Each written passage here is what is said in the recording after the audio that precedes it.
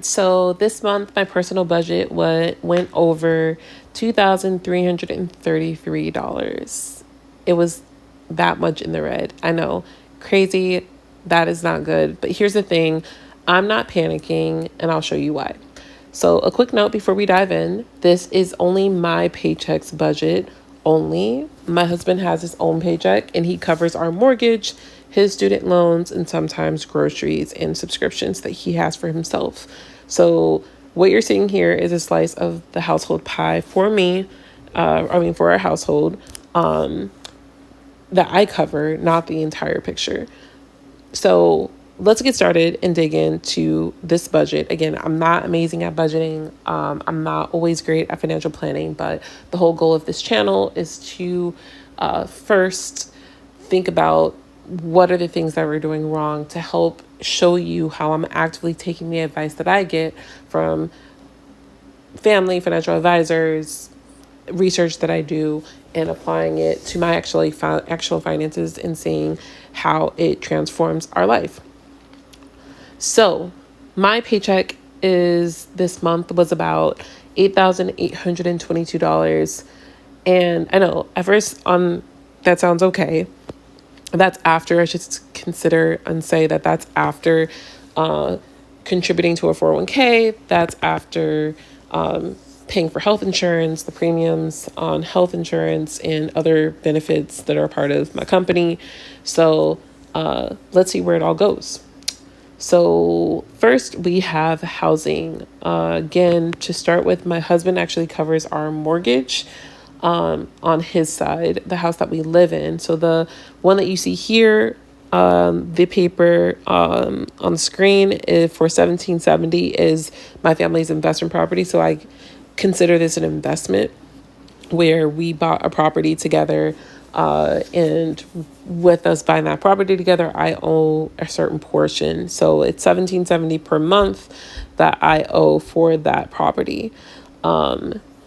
I still cover the $326 HOA fee for the property that my family lives in, my husband and family, that we cover in our house. So I still cover that. And then we do have $670 in rent, where we decided to, try and expand some of our space a little bit more. We did get rid of that place, so that is not something that's going out anymore, and that will add to our budget or be taken out of our budget going forward. So that is a good thing, because then we can put more into savings, investment, etc., etc. So that is where we are with our housing. And as you can see, just like for a lot of families, housing is a really big expense. And for us, it's split, but it still takes a pretty serious bite out of our budget. So the next big expense that we have is like a second mortgage, which is childcare. And honestly, we're not paying as crazy amounts as other people are, but it's still fairly significant. So you can see here that I've highlighted on the screen, $2,260 is what we pay for daycare. And we use that as a little bit of a nanny as well, because the daycare is from 7:15 a.m. in the morning to 5:45 p.m. in the evening. So they do cover a good chunk of time for us. And at $2,260, that's a pretty good deal from the conversations I've had with other parents. We do get help on the weekends sometimes. And in the month of August of 2025, that mounted out to $1,000 and $1,076 of getting help. Sometimes that's in the evening, sometimes that's on the weekends, like full day, so that we can have a little bit more of a break, or if we have things to do. So all in all, you can see that $3,300 a month, more than the cost of some people's mortgage, a lot of people's mortgage for childcare. It's painful. Having kids is a commitment. It is a sacrifice, and you can see it in our monthly budget. And that is why there will be no more kids. So that is the end of that story. It's worth it, but very much so looking forward to not having to pay childcare anymore. I'm interested what your thoughts are about childcare and what you are spending in your area. Feel free to talk about it and drop a comment to tell me what you are paying in childcare, or how you're figuring it out, because maybe we're missing something. We don't have to pay that much. So that's another $3,300 that, maybe we can be saving once that rolls off, or if we find a better way.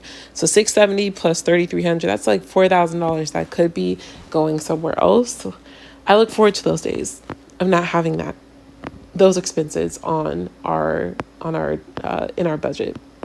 So let's get down to the things that are just, monthly things that we have to deal with that are maintenance or fixed expenses. So utilities, transportation, it's not crazy. It's roughly $700 per month. It keeps the lights on and keeps us connected. So internet, $258 per month. Again, that's going to fall down because that was the internet at the apartment too.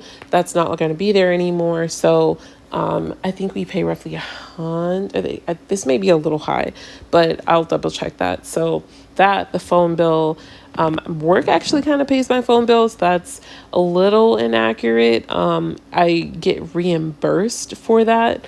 And then the electricity and gas, $159.50. It's not crazy. Transportation, train past work used to pay for it. They don't anymore. But it is a write-off, so consider it a little bit of something that we get back later on, because they do sort of a transportation program where it's pre-tax paid and then you get a write-off during your tax season. Ubers, I don't like taking Ubers or flyaways. My husband does. He probably has much more Uber expenses on his end than mine. Gas and parking, $50, not crazy, but we live in a place where you can take the train a lot. We don't drive that much. Also, just don't like the liability of driving. You get in an accident, your premiums go up. If it's your fault, it's just, to us, it's much better and worth it to probably take an Uber or like prevent yourself from getting into those accidents by taking public transportation or Ubers. We do have a car payment. That's another thing that can roll off and that we don't have to have. It's crazy just evaluating this. I haven't ever been a huge budgeter, but looking at these numbers, it's wild how much more money we could be saving if we didn't have kids, if we didn't have a car payment, if right? Like, these things are things that become lifestyle creep and things that you could improve upon if you knew they were going out, if you're paying attention. And this is why it's so important to track your expenses, because you probably don't realize how much you're spending. And you'll see that when we get to groceries, which is next. So with the groceries, we spend, at least on my end, and this is not including all groceries and eating out, because this 1,403 that I have for groceries here on the screen is actually not everything. My husband covers some groceries and some eating out sometimes too. So we spend way too much in food. Again, money that we could be saving. We don't have to spend this much. It's just that the stress of having to worry about cooking. You order out, or you go to the grocery store and you just, you try and buy healthy food, and food's just very expensive right now. Or you just buy high quality food and it is always expensive. So that is an area that I kind of have to accept sometimes, as that's just our situation, or the situation for a lot of people, is that food's very expensive, and high quality food is in particular. So I don't know if there's a lot of wiggle room here, but we will try to just be more cognizant of the things that we're buying and maybe buy more chicken, less shrimp, for example. But that's something that we're working through and we will improve upon. And again, this channel is all about fixing the problems that we have and helping you fix the problems that you have by showing you how we're doing it. We're not perfect, but this is about accountability for ourselves and creating accountability for other people too. So if you are looking for an accountability partner, we are that couple that is going to help you go about doing that. So feel free to talk about some of the things you're struggling with in the comments. I'm curious. I do look at the comments. I'm curious to know what it is that you are trying to fix, and if you are budgeting or not, or what's keeping you from budgeting. So going back to our expenses here, you will see that on the screen I have in red interior design. I spent way too much on interior design this month. And mind you, I don't spend a lot of money generally on frivolous things. I do like our house to try and look nice. And so And this is something that I did this month. It does not happen every month, so it's not something that's recurring. So that's the one good thing, is that, this expense could be spread out over a lot of time, because I haven't always bought stuff for the house. Sometimes it's just not been a focus. So, but this month I did, and it contributed to 2,333 in the red. And sometimes it's just like that, right? So, in total, when you combine groceries and kid stuff and design, that's over $3,200 right there that could have gone towards savings. It could have been better used, better implemented. The one expense that I did not call out is kids' education and fun. So one thing that has popped up, and I'm curious if other people are in this situation too, is in this red, you'll see kids' education and fun. This month we did spend a lot more because we were expanding sort of educational access and resources. So getting more classes and more educational activities going, and that's the investment that we made in order to do that. Again, we haven't done that every month, so that $8 to $12 could be spread out across a lot of different months, and it maybe wouldn't seem like that much, but this lump sum is kind of the amount that we spent this month. All right, so in our budget here, you can also see for insurance, we have different insurance that we pay for. And I know this is like all over the place a little bit, so I will clean this up for next time. But we can see that we have Unum Group Life Insurance. I actually have 2 life insurance policies, one for State Farm that you can see here, and then one for Unum that you can see here. And my life insurance is actually really cheap, because my parents put me on very early on getting life insurance in order to get it and get it cheaply. So the earlier you get it, the cheaper it is, because you don't have any, well, some people have pre-existing conditions, but maybe your health is in a better place, and that's why it's cheaper. And so I will consistently keep that, so that I have life insurance for if there's something that happens to me. All of that goes to my family in the case that, like I said, something happens to me. I also have long-term disability insurance. That is another thing I would recommend that people get as soon as they can, because it's cheaper the sooner you get it.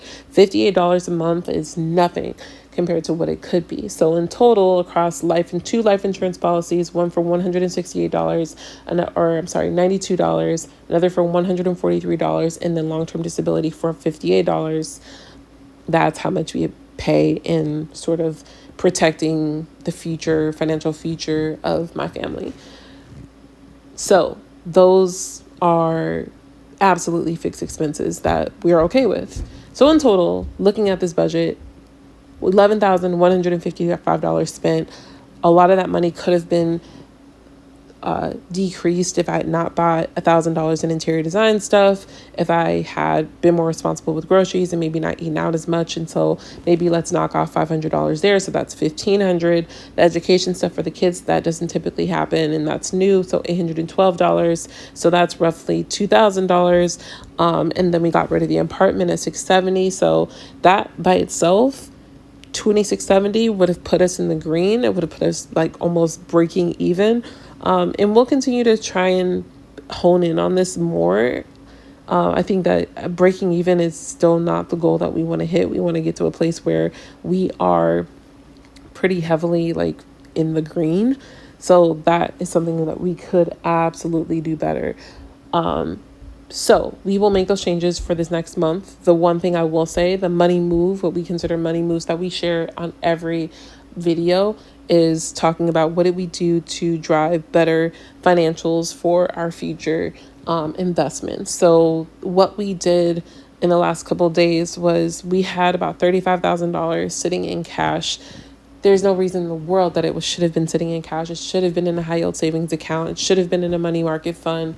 And so we went ahead and made that move. So we have $20,000 that we put into Ally, and that has a 3.5% interest rate that is building on. So 3.5% or $20,000, 3.5% of that continuously growing with that 3.5%, and then 4.1%. I'm sorry, 14,650 of the 35,000 that we had just sitting in cash, we put into a money market fund. We personally used VUSX VUSXX. And that has an interest rate of 4.17%. So that money is growing for us and working for us instead of just sitting there in cash and being eaten by inflation. I would recommend you do the same. Again, we are not perfect. We are just showing you the things that we are doing that we should have been doing before and creating accountability for you to do it too. So please do this alongside us and see what the impact is by making these moves. We'll continue to track our progress, and you'll see how doing these things, the discipline around doing these things, can really change your financial trajectory. The last thing that we did is that we are passionate about building a securities-backed line of credit so that we don't have to borrow at high interest rates and that we don't have to sell our investments in order to buy a house or invest in another property or do something else that we like to do. And so I did a very, very small seed investment into that account, our personal brokerage account. And so $1,200 bought 2 units of VU, which is Vanguard's total S&P 500 ETF. It's tax efficient. It is something that a bank would be willing to provide you a loan against because of its stability, its security. So we will build that up to over $250,000. We will put windfall of investments and windfall of cash in there from RSU vests, or money that we get from bonuses. We'll take pieces of those and allocate them toward our investments or toward this brokerage account. So this is where we're at. This is our budget for August of 2025. Made a lot of errors, things that we could have done better. Made some money moves at the bottom here that we improved upon, but all in all, pretty decent. We did cover the 2,333 with our savings, but we are going to be improving that and not overspending like we did this month. So tracking this every month, and you should be tracking it too. So, the biggest lesson for this month is even with 2 incomes, the budget crushers are childcare and groceries. Those 2 categories alone wipe out thousands on top of this random expenses. Like I said, focusing on school and education, focusing on or doing some interior design, it just got us in the red really quickly. So my goal for next month is going to be simple. Cut out those expenses as much as possible. Budgeting isn't about perfection, but it is about adjusting when the numbers punch you in the face like they did us this month. So if you enjoyed this breakdown, please hit the like and subscribe button and tell me in the comments, what's your biggest budget killer?